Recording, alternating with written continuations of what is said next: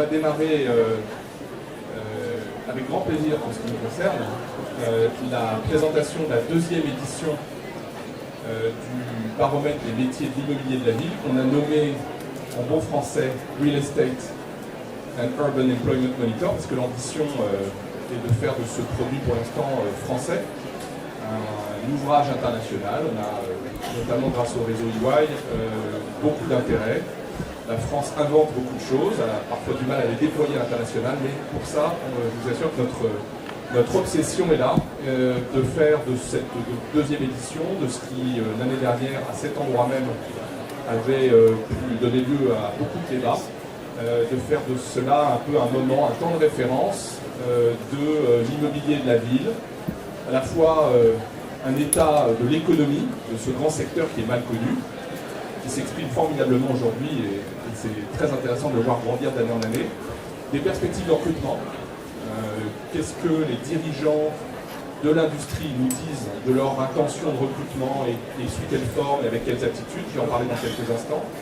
On a fait cette année pour la première fois un miroir, une enquête miroir auprès de 500 étudiants. J'en parlerai également dans quelques instants. Intéressant de voir les décalages, parfois les points de convergence avec ceux qui cherchent à les recruter aujourd'hui et tout au long de l'année. Et puis on a ouvert un débat, qui n'est pas un débat nouveau, hein, mais on a essayé de contribuer au débat de l'innovation en regardant ça d'une manière assez lucide, en interrogeant ces mêmes 900 dirigeants sur leur appréciation de l'innovation dans leur entreprise, dans le secteur. Vous verrez avec quelques surprises, et puis évidemment les chantiers sur lesquels ils travaillent. Et à la fin, le plus rapidement possible, Corentin, je laisserai Corentin Le Faucheur se présenter, mais Corentin est lauréat du prix de l'innovation. Prix junior de l'immobilier lors du dernier CIMI 2017. Voilà. Donc il fallait que tu te présentes toi-même, effectivement, parce que j'aurais complètement écorché tout ça. Prix donné à l'occasion du CIMI par la Fondation Palladio, et Corentin exprimera son accord, son désaccord, surtout son parcours par rapport à ce que je vais vous présenter. Cette deuxième étude, comme la première, est une œuvre collective. Elle est encore plus collective que la première édition. Elle a trois partenaires fondateurs, EY. Moi, je m'appelle Marc Lermite, je suis associé, je pilote les équipes conseil dans l'immobilier. Mais on n'aurait pas pu faire ça sans la Fondation Palladio, son président Bertrand Fédot et ses formidables équipes qui nous ont aidés à ramener toute la profession, toutes les professions dans cette œuvre. Business Immo qui a été aussi à la manœuvre de beaucoup d'ateliers, de réflexion et qui nous accueille aujourd'hui. Merci Jean-François. Et 30 fédérations, organisations professionnelles sectorielles, plus que l'année dernière, de plus en plus engagées, qui ont contribué d'abord à mobiliser leurs membres pour les enquêtes, mais aussi à nous aider à réfléchir à travers un certain nombre de groupes de travail. Je le disais, 900 dirigeants interrogés dans tous les secteurs. Je vais montrer le grand appartement de l'immobilier de la ville dans quelques secondes. 500 étudiants et donc une soixantaine de professionnels, dirigeants du secteur, souvent dans des fonctions RH ou dirigeants d'organisations professionnelles qui ont réfléchi à nos côtés. Les voici. Vous connaîtrez celles auxquelles vous êtes rattachés ou que vous pilotez, et d'autres qui nous rejoindront, je pense, pour les années suivantes, parce que je vous annonce qu'on n'a pas l'intention de lâcher l'affaire. En tout cas, pour l'année prochaine, ce sera peut-être moi, ce sera peut-être quelqu'un d'autre, mais en tout cas, on est ravis de faire cette plongée. Cette plongée, c'est une plongée dans la totalité de l'immobilier de la ville. J'insiste bien sur le fait que c'est le grand ensemble du développement de nos villes, de nos métropoles, de nos villes moyennes, de ce qui est bâti en logement, en tertiaire, en équipement public, évidemment en lieu de commerce, mais ce qui fait aussi l'enveloppe, le contenant de ces bâtiments, de ces sites qui sont construits, rénovés, recyclés parfois, Corentin nous en parlera tout à l'heure, dans ce grand appartement qui s'arrime à un moment sur tous les métiers de la construction, qui cite des bâtiments qui sont gérés à la fois dans le logement social, chez les utilisateurs, évidemment dans les gestionnaires d'actifs, et puis tous les métiers qui sont en amont, conçoivent, font de l'ingénierie, évidemment quelques archives, ils sont même très nombreux et très mobilisés pour cette enquête. Donc je remercie notamment les promoteurs, ceux qui investissent ou qui conçoivent les montages financiers, quelques consultants en passage, et évidemment, je vais oublier ceux qui les commercialisent avec beaucoup de mutations, beaucoup de transformations, vous le savez, dans ce monde-là. C'est ça le grand appartement, donc 8 secteurs et plus de 100 métiers. Il n'y en a pas 100, 100 c'est une belle symbolique, il y en a un peu plus de 100 qui eux-mêmes se décomposent dans leurs différentes maturités, expériences. Donc je vous invite à découvrir tout ça dans le document qui est sans doute distribué, ou qui sera distribué, qui est disponible sur le site d'EY, sur le site de Palladio, sur le site de Business Immo. Il y a un très bon papier dans le Business Immo qui est distribué ici pour découvrir beaucoup de choses que je ne vais pas présenter ce matin parce qu'on n'en a pas le temps. Ce qui réunit l'ensemble de ces professionnels de l'immobilier, des étudiants qu'on a interrogés, même s'ils n'expriment pas spontanément comme ça, quelqu'un me le disait à l'instant, c'est de fabriquer la ville, c'est-à-dire un destin, une vision de nos métropoles, de nos territoires, de nos villes qui se réinventent, qui ont besoin de s'améliorer, réduire un certain nombre de fractures, de problèmes, d'exprimer aussi le talent français, l'attractivité de la France, répondre à des besoins urgents, si je redescends un peu sur terre, des besoins de logement, des besoins de villes plus douces. Et c'est tout ça qui, dans les ateliers, dans les réflexions, dans les entretiens, ressort, fabriquer la ville, comme le destin et la vision commune. Première partie de cette présentation, l'état un peu de l'économie, l'état de l'industrie de l'immobilier de la ville. 2 millions d'emplois, légère progression par rapport à l'année de référence précédente. On a là des chiffres stabilisés sur l'année 2016, donc une légère progression qui est une progression plus rapide que l'emploi en France, puisqu'elle est à peu près 3%, et avec des variations selon les secteurs, des secteurs qui sont en forte progression d'emploi, dans le conseil, dans l'ingénierie, dans la promotion, parce qu'il faut concevoir toutes ces nouveaux objets qui fleurissent dans nos villes ou répondent à des enjeux sociaux, des enjeux territoriaux très importants. Un petit effet contrasté dans le monde de la construction qui a aujourd'hui beaucoup d'appels d'air d'autres secteurs et d'autres métiers et qui aussi fait des gros efforts de productivité, s'automatise et donc a une petite réduction dans le monde de l'emploi, mais globalement c'est un secteur, une industrie, 2 millions de personnes, 10% du PIB français, c'est un énorme morceau de notre économie, c'est d'ailleurs probablement la première grosse composante de l'économie française dans la grande diversité, vous le voyez, plus de 200 milliards de valeur ajoutée, c'est plus que le tourisme, c'est plus que l'agroalimentaire et que n'importe quel autre secteur, même quand on ajoute un certain nombre de ces secteurs. 3% de croissance, je l'ai dit, pour des raisons qui sont sans doute d'abord liées à la reprise qui s'installe, la reprise économique en France et en Europe, et puis au fait qu'on a un certain nombre de besoins émis et suivis par les investisseurs et qui sont accompagnés par cette multitude de métiers que j'ai présenté tout à l'heure. Deuxième chapitre de cette étude, c'est du recrutement, donc enquête auprès des dirigeants. 77% d'entre eux, donc un peu plus des 3/4, nous disent envisager de recruter à 3 ans, c'est supérieur au taux de l'année dernière, c'est important. Donc là, il y a une grande logique avec l'effet de la reprise, des besoins aussi de nouveaux métiers, de nouvelles compétences. J'insiste sur le fait que quand on les interroge un peu dans le détail, ces dirigeants, ces DRH nous disent recrutement et éclairage de cette industrie auprès des jeunes, ceux qui sont ici, mais aussi ceux qui sont déjà dans des parcours universitaires, des parcours de formation, et puis les professionnels qui pourraient trouver dans l'hyperdiversité de ce secteur des carrières, des moments de vie intéressants, gérer les projets complexes avec leurs compétences financières, gestion de projet, digitale.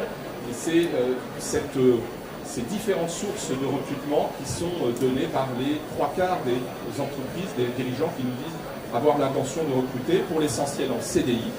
Il y a des contrastes ici par rapport à d'autres secteurs qui restent encore un petit peu prudents sur leur taux de CDI par rapport aux autres formes d'emploi. Qui disent c'est principalement en Île-de-France, mais aussi en région, et qui, même si on a une industrie qui s'exporte par ces grandes majeures de la construction, s'exporte un peu moins dans les quelques autres des métiers avec des marques et des fleurons très importants qui sont là, que je vois moi, derrière moi, dans le monde de la promotion, de l'investissement, qui reste beaucoup pour beaucoup d'entre eux français ou européens, mais on a un parcours international pour 21% des dirigeants qui s'expriment. En revanche, bémol qu'on trouve dans ce secteur et qu'on trouve dans beaucoup de secteurs, et là, il y a fort à parier que ça ne va pas s'améliorer. C'est la face négative d'une pièce, évidemment, principalement positive, puisque le taux de chômage, les chiffres sont parus ce matin, de l'INSEE, donc ceux-là, on peut les croire, c'est pas ceux d'EY, ils sont bien meilleurs. On est à 8,7, je crois, % aujourd'hui, avec une création d'emplois, 250 000 emplois sur l'année dernière, création nette. Donc on est dans un moteur de l'emploi qui enfin repart. Il y a encore beaucoup de gaz sous le pied, mais 68% des dirigeants qui nous disent j'ai des difficultés à recruter. c'est une question quantitative, une économie qui repart, c'est une économie dans laquelle le turnover repart, dans laquelle les difficultés de recrutement repartent, mais aussi c'est l'image de la filière qui s'exprime mieux aujourd'hui qu'hier, mais qui doit s'exprimer, qui doit exprimer davantage qu'elle est, et sans doute aussi un cycle et un appareil de formation et d'enseignement qui doit mieux s'adapter aux besoins très spécifiques ou très généralistes des dirigeants des entreprises. Vous voyez là les difficultés de recrutement, néanmoins, elles s'expriment, les perspectives de recrutement, elles s'expriment de manière assez différente selon les secteurs. Je ne vais pas rentrer dans le détail parce qu'il y a des logiques assez fortes dans ce classement avec ingénierie, promotion, commercialisation, dans une économie qui repart, avec des projets qui repartent et un besoin aussi de les mettre sur le marché. Il y a une grande logique à ce que notamment les 2 ou 3 premiers secteurs recrutent un peu plus et un petit peu moins dans le monde de l'expertise du conseil, de l'archi, qui est en dessous des taux et de la moyenne de l'ensemble des dirigeants du secteur. Que recherchent les dirigeants, que recherchent les étudiants qu'on a interrogés, donc les 900 dirigeants, les 500 étudiants? Il y a des convergences. Regardons d'abord les convergences qui sont en bas, entre les aptitudes, les compétences ou les souhaits des uns et des autres. Travail très collectif, je crois que ça a été exprimé ce matin, j'ai vu le tweet de Jean-François par Mécade Denel, c'est le monde des projets collectifs, le monde de l'immobilier, sans être trop banal, je pense qu'elle l'a mieux dit que ce que je peux dire en quelques secondes, c'était très bien dit. Autonomie, c'est intéressant, parce qu'il peut y avoir une contradiction dans des termes, mais je pense qu'on a dans un monde qui doit inventer, concevoir des projets qui sont par nature, par définition, souvent uniques. J'ai dit souvent industrie de l'immobilier de la ville, mais ça, dans la conception et dans les objets qui sortent, rien d'une industrie, puisqu'on n'a jamais, ou quasiment jamais, la répétition du même site, du même objet, du même bâtiment, du même marché, évidemment, des mêmes utilisateurs, usagers, habitants. C'est une industrie qui demande ça, c'est ça qu'on peut ressentir peut-être dans cette qualité d'autonomie, rigueur qui ne la demande pas, et dynamisme et créativité parce qu'on est dans un monde d'invention et probablement à une transition assez forte aussi dans le secteur, on va en parler dans quelques instants. Corentin, tu nous en parleras sans doute aussi juste après. Tu vois, si tu n'es pas d'accord, tu le diras tout à l'heure. Divergence en revanche, principalement le fait que les dirigeants, les recruteurs savent que la vérité, la ligne bleue des Vosges, c'est le client, c'est le marché, c'est la réussite, le succès, avec là la pression ne change pas, elle n'a pas changé depuis 10 ans, 20 ans, 50 ans, c'est qu'il faut que tout ça se rentre et rencontre son marché et ses clients, c'est peut-être une perspective, un souhait, une connaissance, une réalité que apprécient ou appréhendent un peu moins les jeunes, curiosité, prise d'initiative. Donc là, moi je dirais, il faut peut-être que dans des tables rondes, dans des travaux à l'intérieur des cycles de formation des écoles, tout le monde s'accorde un peu, parce que entre volonté convergente d'autonomie, créativité, et puis le fait que les étudiants disent, bah oui, du coup, laissez-moi prendre des initiatives, les dirigeants qui disent, attends un petit peu, il faut quand même qu'on sorte les projets et que tu rentres dans les process et dans les lignes. Passion, moi je trouve intéressant que les étudiants disent montrez-moi un peu plus ce qui va entretenir ma flamme, je suis plus exigeant, j'ai accès à tout, partout. Donc vous faire un cours sur la génération actuelle, ou les générations actuelles, j'en serais bien incapable. Mais en tout cas, je pense qu'il faut que les dirigeants se mettent un peu au diapason de ce besoin de tout le temps remettre un peu d'intérêt, de passion, de curiosité dans ce secteur. Voilà, je trouve intéressant, et cette cartographie, qui est très détaillée, je pense, dans notre étude, elle a fait l'objet de pas mal de discussions dans les quelques-uns des ateliers de travail que j'évoquais tout à l'heure avec les DRH. Elle fait l'objet, je vous le propose, parce que c'est à ça que ça sert, de discussions, comité de direction, comité RH, séminaires, auxquels on est, avec quelques réserves d'emploi du temps, mais on est tout à fait disposé à se rendre, si vous souhaitez qu'on ait des présentations plus détaillées dans vos entreprises, vos organisations, c'est à ça que ça sert. On sera ravis avec mon ami Christophe Lanier, Quentin Nard, je reconnais une des créatrices de ce baromètre qui n'est plus chez EY, qui est maintenant dans un grand groupe d'immobilier, mais qui, je sais, nous invitera à venir la présenter chez elle dans quelques jours. L'innovation, dernier chapitre, et on va l'illustrer avec le témoignage et la vie de Corentin dans quelques instants. 73% des dirigeants nous disent « j'ai mis en place une démarche, une initiative, un process d'innovation dans la dernière année ». Mais là, on est à mi-chemin, puisque un peu moins de la moitié, on ne peut pas ne pas le noter, nous disent « je pense que l'industrie de l'immobilier de la ville est à mi-chemin n'est pas plus innovante et même moins innovante que la plupart des autres filières. Alors est-ce que c'est parce que on voit toujours à côté une herbe plus créative, plus innovante, plus techno, plus start-upée, si vous pardonnez cette expression, que l'immobilier et la ville, qui est entouré, et tu l'exprimeras très bien, de création d'entreprises, de projets entrepreneuriaux, mais qui, je pense, est aujourd'hui peut-être un petit peu limité par sa très grande fragmentation. Il y a très peu de projets communs, au-delà du BIM, au-delà de l'Internet des objets, la manière de travailler, de maintenir, de faire du service à distance. Il y a très peu de projets industriels de la profession qui réunissent les archis, les constructeurs, les ingénieurs. Il y en a bien sûr, mais de projets de recherche ou de recherche appliquée, de lieux peut-être où on travaille sur cette innovation ensemble, c'est une des explications, c'est sans doute pas la seule. Encore une fois, on trouve toujours l'herbe plus verte à côté. Mais ce taux-là, c'est un petit peu une réserve et qui, moi, m'intrigue beaucoup pour les années suivantes, pour voir si on voit que les dirigeants sont dans une progression, ou en tout cas ont le sentiment qu'il y a une innovation qui percole davantage dans l'ensemble de l'industrie. On se voit aussi très innovant par rapport au reste de la profession, ça c'est pas étonnant, on est toujours plus content de ce qu'on fait, même si, vous le verrez dans l'étude, les pratiques, l'organisation de l'innovation, elle est encore, comme dans beaucoup de secteurs, dans la grande conso, beaucoup de secteurs industriels, encore un peu balbutiante, on ne sait pas qui on nomme, est-ce qu'on nomme un directeur d'innovation, un Chief Digital Officer, parce que vous voyez que le digital, évidemment, et ça c'est la grande valise de l'innovation, mais ça ne suffit pas à résumer l'innovation. Beaucoup de nouveaux services parce qu'il y a des plateformes, parce qu'on voit qu'on peut faire beaucoup en dématérialisé, à distance dans ce métier-là. Beaucoup d'innovation, c'est très intéressant dans la responsabilité sociale et environnementale de l'entreprise, qui est au premier rang de ces préoccupations, de ces transitions importantes. Et puis la recherche de nouveaux partenariats, le branchement sur des entrepreneurs, mais aussi sur des organisations scientifiques académiques. Je vais finir par un petit éclairage qui nous a semblé intéressant. On a fait travailler pour ça il faut que je joue cette magnifique étude, que je vous encourage à télécharger pour ne pas abattre plus d'arbres. On n'en a pas imprimé beaucoup. Et vous le trouverez donc sur le site d'EY, ey.com/fr, sur le site Business Igo, le site évidemment de la Fondation Palladio qui en fait beaucoup de pubs et je les en remercie toute l'année. On a fait travailler les dirigeants du secteur sur une manière, un récit un petit peu nouveau de la profession, de l'industrie, dont on voit qu'elle éprouve des difficultés de recrutement, qu'elle a d'énormes besoins d'emploi. On est à 2 millions d'emplois de toute famille, de toute formation, je ne le détaille pas puisque tout ça figure dans ce document, mais qu'il faut réinventer le récit, les arguments, l'argumentaire de la filière pour séduire les talents et pour les retenir, parce que dans un certain nombre d'entreprises, le problème c'est pas tant le recrutement, ça l'aide, mais c'est aussi la rétention de ces talents. Et voici les 8 arguments qui ont fait l'objet d'un consensus assez fort et que beaucoup de ces dirigeants qui ont participé aux ateliers, patrons et patronnes d'organisations professionnelles, nous disent essayer de travailler maintenant dans leur propre domaine.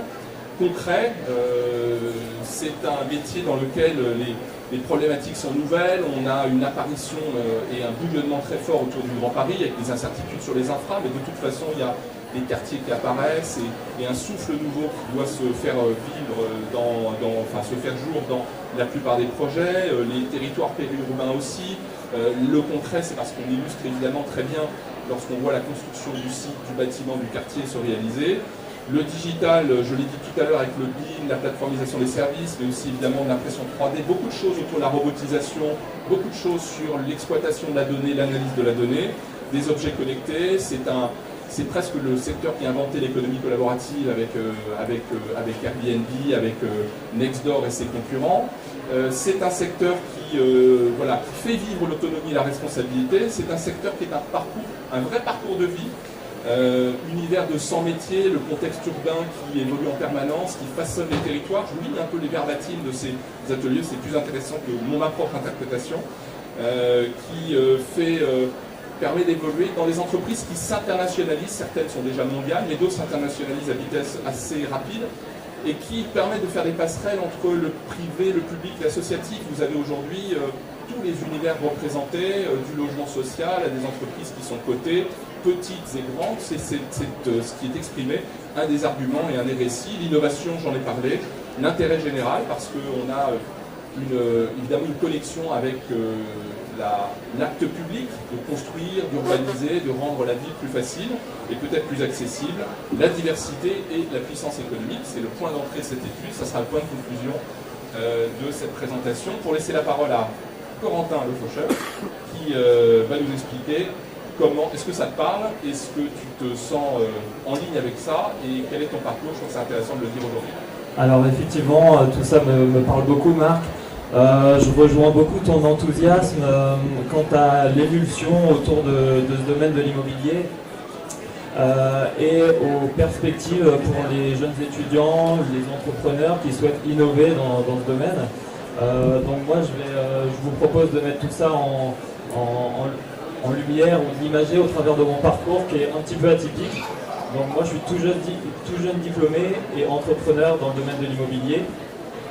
Je vais reprendre le tout début de mon parcours, qui est que à la base j'étais sapeur-pompier volontaire. Je voulais être sapeur-pompier militaire, mais malheureusement à cause d'une opération des yeux, j'ai pas pu intégrer cette magnifique organisation. Je me suis donc orienté vers une licence TAPS, donc l'enseignement du sport, donc toujours rien à voir avec l'immobilier. J'ai pas trouvé ma vocation dans l'enseignement du sport. Mais j'étais toujours passionné par la protection des biens et des personnes. Et donc, j'ai découvert une licence et un master qui s'appelle Master Maintenance Immobilière et Sécurité à l'Université d'Angers, qui m'a donné ma chance et qui m'a permis d'intégrer une licence 3 Génie Civil. Donc, passer de STAPS à licence Génie Civil, il faut travailler. Donc, j'ai eu cette chance, je l'ai saisie. Et j'ai intégré un master spécialisé dans la sécurité et l'exploitation des patrimoines immobiliers. C'est donc en Master 1 que j'ai eu l'occasion de faire une belle expérience chez BNP Paribas IMEX, donc qui est la filière d'exploitation de BNP Paribas, dans laquelle j'ai remarqué que les exploitants travaillaient beaucoup à maintenir les équipements et à allonger la durée de vie des équipements durant l'exploitation. Mais lorsqu'il y avait un process de gros entretien renouvellement, un process de travaux, de réaménagement, certains équipements encore fonctionnels, certains matériaux encore en état d'usage étaient mis au rebut. Donc voilà, je voulais me pencher sur le pourquoi du comment et voir qu'est-ce qu'on pouvait apporter pour apporter un peu de pragmatisme à cet élément qui me posait un petit peu de problème. J'ai donc proposé à mon directeur de formation, qui s'appelle David Bigot, que je remercie pour m'avoir encore une fois donné l'opportunité de travailler sur ce sujet du réemploi des équipements du bâtiment. Donc j'ai traité ce sujet en projet de fin d'études, j'en ai sorti un mémoire dans lequel je propose un nouveau métier qui s'appelle le métier de Reuse Manager. Donc Reuse pour le réemploi et Manager parce qu'aujourd'hui on a besoin de managers partout. Et ce manager apporte des synergies au travers de tous les différents acteurs, les multiples acteurs de l'immobilier pour permettre le réemploi sur les opérations de travaux de plus ou moins grande importance, mais également sur l'exploitation immobilière, donc plus propre à la maintenance. Donc j'ai traité ce sujet dans le mémoire qui a été d'ailleurs primé au prix junior de l'immobilier lors du dernier CIMI. Donc j'en profite pour remercier Business Immo et la Fondation Palladio qui étaient à l'origine de ce prix et qui m'ont permis de mettre en lumière cette nouvelle activité, mais également de récompenser un très gros travail, on va dire. Donc je les en remercie. Donc à la suite de ce mémoire, j'ai souhaité substituer mon stage de fin d'études à une expérience entrepreneuriale pour concrétiser, on va dire, ce concept de Reuse Manager. J'ai donc pendant 6 mois, grâce à un organisme public qui s'appelle Pépite, qui est un organisme de l'université française qui permet aux étudiants qui ont un projet entrepreneurial de le porter en parallèle de leurs études. J'ai donc saisi cette opportunité et donc j'ai commencé à développer le concept. J'ai créé ma micro-entreprise pour prototyper les prestations et identifier quelle valeur ajoutée j'avais sur un marché. Donc j'ai obtenu mon master en septembre dernier, mon diplôme d'étudiant entrepreneur également, car ça permet de valider des compétences entrepreneuriales. Et aujourd'hui, je suis monté en région parisienne pour proposer ce service aux entreprises du secteur immobilier afin de créer de la valeur et de transformer un centre de coût, qui est un déchet, en un centre de profit, c'est-à-dire la vente ou la réutilisation d'équipements, de matériaux, de ressources. Donc en ça, je voulais faire écho à l'étude de EY sur le fait que les étudiants, les jeunes diplômés comme moins jeunes diplômés peuvent venir voir des entreprises avec des idées, des projets et pas seulement forcément un profil ou une expérience. Et c'est en ça que je suis très enthousiaste, on va dire, pour l'évolution du domaine du bâtiment, de la construction de la ville de demain, puisque on laisse beaucoup de place à l'innovation, aux initiatives, et je pense qu'on va dans le bon sens pour créer de la valeur dans ce domaine qui est peut-être resté trop longtemps un petit peu statique, un peu voilà, dans un carcan, mais aujourd'hui il y a une vraie dynamique, il y a un vrai besoin de création de valeur, de distinction face à la concurrence, et donc voilà, je suis très enthousiaste pour l'avenir. Merci.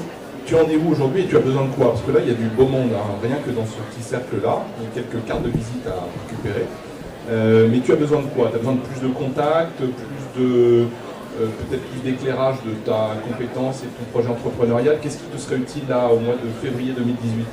Alors je dirais que ce qui m'est utile pour le moment, ce sont des projets pilotes, donc un vrai retour d'expérience, une preuve de concept que j'ai pour l'instant mené sur des toutes petites opérations, donc ce qui permet de bien identifier les prestations indispensables à cette démarche de réemploi.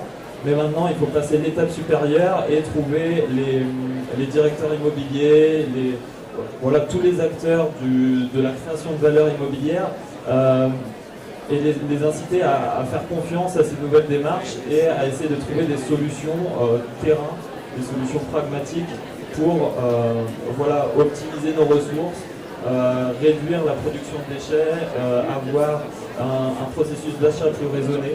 Donc c'est, je dirais, voilà, plus de réseaux, plus de contacts pour créer plus de synergie et permettre à chaque acteur de trouver voilà, l'intérêt qu'il va pouvoir avoir dans ce process de réemploi.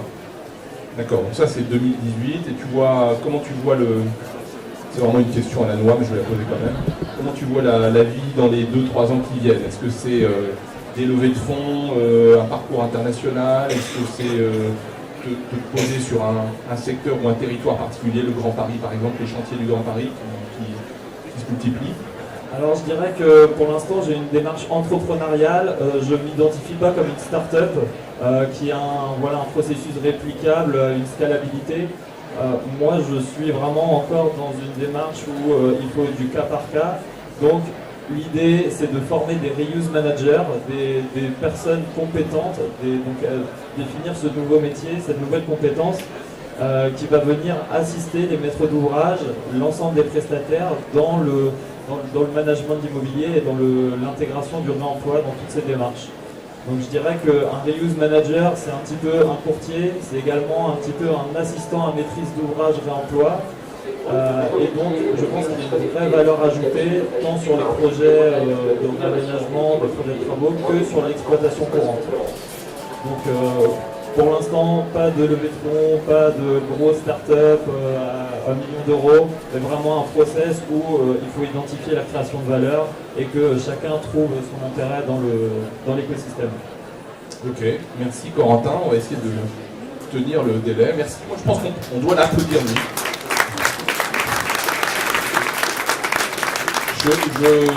Voilà, il y a un timing très serré parce que c'est une industrie du workshop et de la présentation ici, Jean-François, c'est absolument incroyable. On a le temps d'en discuter. Merci de votre attention. Site de EY, site de Business Immo, site de Fondation Palladio. Invitation ouverte à venir présenter l'étude. Merci de votre attention. Merci à l'équipe qui a aidé à réaliser ça. Et je ne dis pas à l'année prochaine, mais à demain et évidemment à l'année prochaine ici, sans doute, hein, Jean-François. Merci, bravo. Merci.